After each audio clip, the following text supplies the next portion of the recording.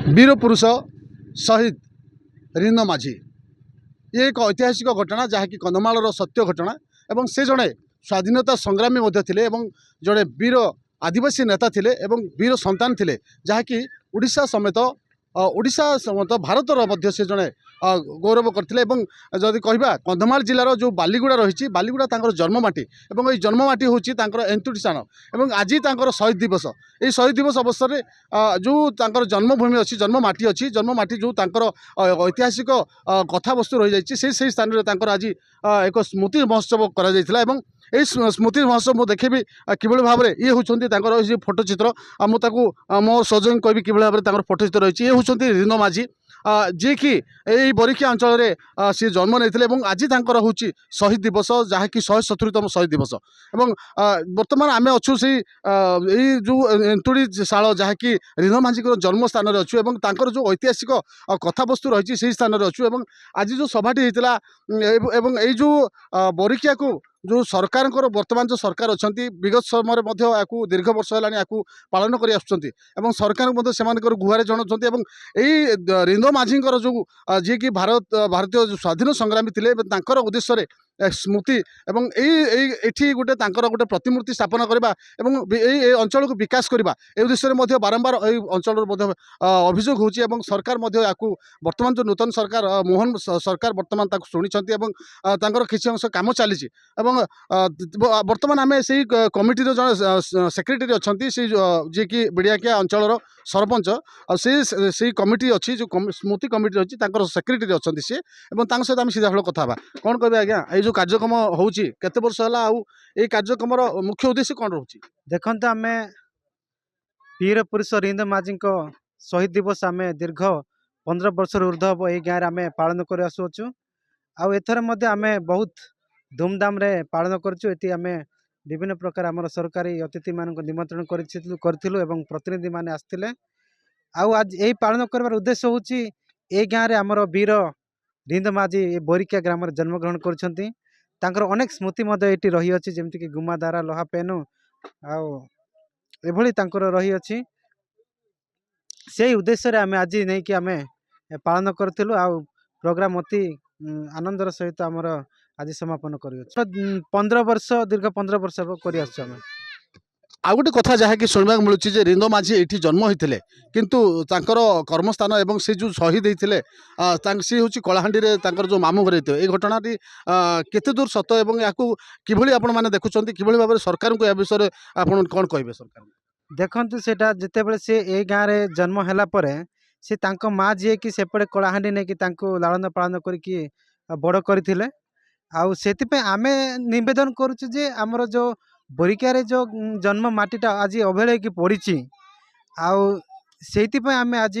आज पर्यंत नवेदन रखुचे सरकार गोटे ए गाँव में प्रतिमूर्ति स्थापन हो आज जो रिंदा बोली रही अच्छी से जगह गोटे पर्यटन स्थली मध्यम सरकार उन्नतिकरण बोले आम नवेदन करुचे आप सीधा सड़क शुणुले जो रिंद माझी थे सी हूँ जड़े संग्रामी वीर जी कि कंधमाल जिलार और भारत सी शहीद हो जाती मो सहित आउ जड़े नेता अच्छा जी कि तुम्बड़ीमन ब्लॉक जी कि जड़े पुरुखा नेता और से जड़े समाजसेवी और यही जो कार्यक्रम संपूर्ण हाथ अच्छे ये कार्यक्रम प्रत्येक वर्ष से आसती कार्यक्रम जोग दिखते अवदान यही कार्यक्रम रही आम सहित सीधा सड़क दीपद कथा कौन कह आज्ञा रिंद माझी एवं बोरिकिया तार एंतुड़ीशाल एणु आम स्वाधीनता संग्रामी जो कंधमिली है 1855-56 आउ से मालांचल थिला से ना कलाहांडी जिला थिला ना कंधमाल जिला थिला ये मालांचल अंचल थिला से अंचल रे घुमसर जो लड़ई कथा पाइक विद्रोह बेले आमर लोक आगू जावा कंधमिली आरमगुड़ी आप उदयगिरी बुझे आउ से अंचल दे से रसुलगढ़ रसुलकुंडा ना थिला 1855 ये आरेस्ट करागला सी बापा रिडिंगा माझी सी ये जड़े पूजक थे पूजक मैंने से कुटाका बोली कहते से मैंने गाँव मुखिया था ये चिला चलित प्रथा किंतु से मैकनिल रक्त मुखा थिले एवं जितेबाला ये कंधमिली जो दबी जाऊन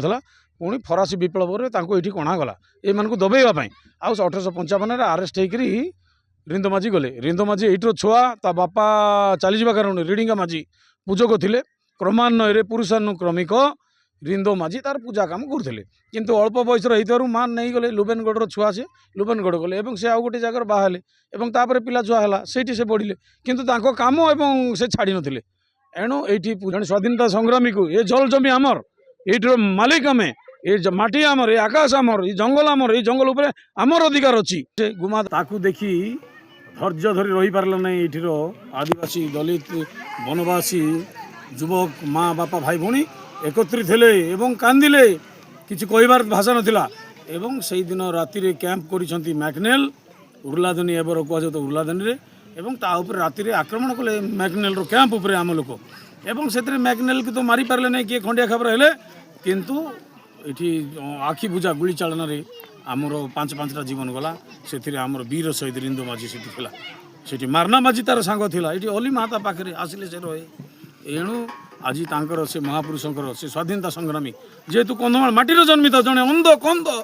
से आवाज दौला ता कथा को मन पकई एवं अधूरा अच्छी एवं एंतुड़ीशाल विकास दरकार कंधमाल को विकास दरकार यही कथा सरकार बहादुर आम कहवाई चाहूँ ये गाँव को थोड़े देख